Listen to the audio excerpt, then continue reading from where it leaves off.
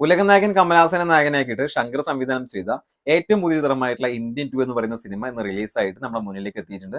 Cinema ഞാൻ കണ്ടു. എന്റെ അഭിപ്രായം നിങ്ങളുമായിട്ട് ഞാൻ ഷെയർ ചെയ്യാണ്. 96-ൽ ഇറങ്ങിയ ഇന്ത്യ എന്ന് പറയുന്ന സിനിമയുടെ രണ്ടാം ഭാഗമായിട്ടാണ് 28 വർഷങ്ങൾക്ക് ശേഷം ശങ്കറും കമലഹാസനും നമ്മുടെ മുന്നിലേക്ക് ഇന്ത്യൻ 2 എന്ന് പറയുന്ന സിനിമയുമായിട്ട് എത്തുന്നത്. അതുകൊണ്ട് തന്നെ സിനിമ കാണാൻ പോകുന്ന ഒട്ടുമിക്ക ആളുകൾക്കും ഒന്നാം ഭാഗം കണ്ട ആളുകൾ എന്തായാലും അമിത പ്രതീക്ഷയുമായിട്ട് തന്നെയാണ് സിനിമയ്ക്ക് പോയിട്ടുണ്ടാവുക. അതിപ്പോ ട്രെയിലർ മോശമാണ് എന്ന് പറഞ്ഞാൽ പോലും നമുക്കൊരു പ്രതീക്ഷയുണ്ടാവും. കാരണം ശങ്കറാണ്, കമലഹാസനാണ്, ഇന്ത്യൻ എന്ന് പറയുന്ന വലിയൊരു മെഗാ ഹിറ്റ് സിനിമയുടെ രണ്ടാം ഭാഗമാണ്. അത് പ്രതീക്ഷ വെക്കാതെ പോകണ്ട എന്ന് പറയാനുള്ള അധികാരമൊന്നും ആർക്കില്ല. പ്രതീക്ഷ വെച്ച് പോയി കഴിഞ്ഞാൽ ഈ സിനിമ എത്രത്തോളം തൃപ്തിപ്പെടുത്തും പ്രേക്ഷകരെ എന്നുള്ളത് വളരെ വിശദമായിട്ട് ഞാൻ പറഞ്ഞുതരാം. സിനിമയ്ക്ക് പോകാനുള്ളവർ നിർബന്ധമായിട്ടും ഈ ഒരു വീഡിയോ കാണണം. ഒന്നാം ഭാഗം എന്ന് പറയുന്നത് വലിയൊരു മെഗാ ഹിറ്റ് സിനിമയാണ്. ആ ഒരു സമയത്ത് ആ ഒരു സിനിമ തമിഴ്നാട്ടിൽ ഉണ്ടാക്കിയ ഓളം ചെറുതൊന്നുമല്ല. രണ്ടാം ഭാഗത്തോട്ട് വരുമ്പോൾ ആ സിനിമയുടെ പകുതി ക്വാളിറ്റി പോലും ഈ ഒരു സിനിമക്ക് പറയാൻ അവകാശപ്പെടാനില്ല. അത്തരം ഒരു സിനിമയാണ് ഉണ്ടാക്കി വെച്ചത്. വെറും കൊമേഴ്ഷ്യൽ പരമായിട്ട് പണം വാരണം എന്നുള്ള ഉദ്ദേശം കൊണ്ട് മാത്രം എടുത്തു വെച്ചിട്ടുള്ള ഒരു സിനിമയാണ് ശങ്കർ ഈ ഒരു ഇന്ത്യൻ 2 പറയുന്ന സിനിമ. ഉലകനായകൻ കമലഹാസന്റെ പെർഫോമൻസ് നോക്കുകയാണെങ്കിൽ നല്ലൊരു പെർഫോമൻസും കാര്യങ്ങളൊക്കെ ചെയ്തിട്ടുണ്ട്. എങ്കിൽ കൂടി എവിടെയോ എന്തൊക്കെയോ പോരായ്മകൾ നമുക്ക് നന്നായി അനുഭവപ്പെടുന്നുണ്ട്. ട്രെയിലർ കണ്ട പോലെ തന്നെ സിനിമയിൽ ഈ ഒരു വേഷപകർച്ചയും കാര്യങ്ങളൊക്കെ വളരെയധികം മോശമായിരുന്നു. നമുക്കത് ഒട്ടും അക്സെപ്റ്റ് ചെയ്യാൻ പറ്റാത്ത തരത്തിലുള്ള ഒരു സിനിമ, ഒരു മേക്കിംഗ് ആണ് നമുക്ക് കാഴ്ചവെച്ചിട്ടുള്ളത്.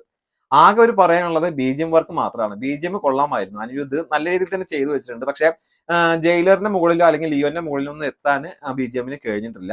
എങ്കിൽ കൂടി കമലഹാസന്റെ സിനിമകളിൽ വെച്ച് നോക്കുമ്പോൾ നല്ല രീതിയിലുള്ള ഒരു ബാക്ക്ഗ്രൗണ്ട് സ്കോറും കാര്യങ്ങളൊക്കെ ചെയ്തിട്ടുണ്ട്. ഇന്ത്യൻ എന്ന് പറയുന്ന സിനിമ സമകാലിക വിഷയങ്ങൾ വളരെ ഗംഭീരമായിട്ട് വളരെ ഭംഗിയായിട്ട് തന്നെ അവതരിപ്പിച്ച് നമ്മുടെ മുന്നിലേക്ക് എത്തിച്ചു. പക്ഷെ രണ്ടാം ഭാഗത്തോട്ട് വരുമ്പോൾ ആ ഒന്നാം ഭാഗത്ത് പറഞ്ഞിട്ടുള്ള അതേപോലെ തന്നെയുള്ള കഥയും കാര്യങ്ങളും തന്നെയാണ് നമുക്ക് വീണ്ടും പറഞ്ഞു തരുന്നത്.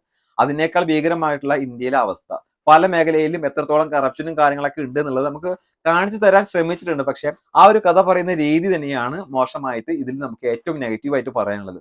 ഒന്നുകൂടെ നല്ല രീതിയിൽ അവതരിപ്പിക്കാൻ പറ്റുമായിരുന്നെങ്കിൽ ഒരു പക്ഷേ ഇതിൽ നല്ലൊരു സിനിമ നമുക്ക് കിട്ടുമായിരുന്നു.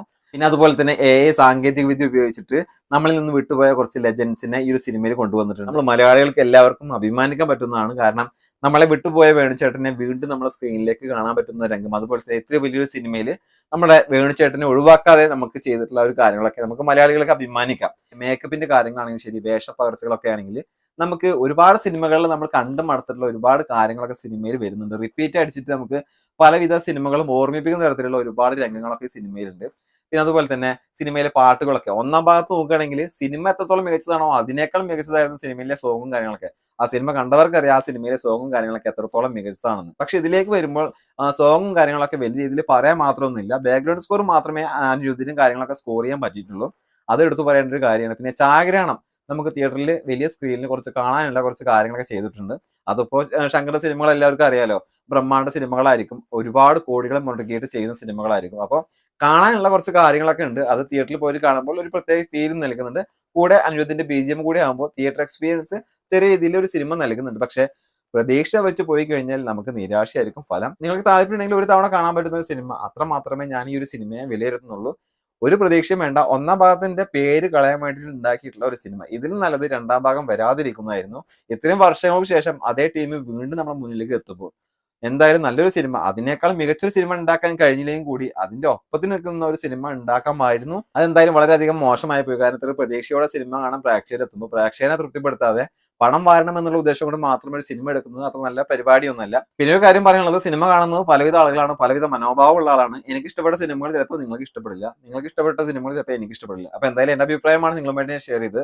നിങ്ങൾക്ക് എന്തെങ്കിലും തരത്തിലുള്ള അഭിപ്രായങ്ങൾ പറയാൻ താല്പര്യമുണ്ടെങ്കിൽ താഴെ കമന്റ് ചെയ്യാവുന്നതാണ്. സിനിമ കണ്ടവർക്ക് നിങ്ങളുടെ അഭിപ്രായം താഴെ കമന്റ് ചെയ്യുക.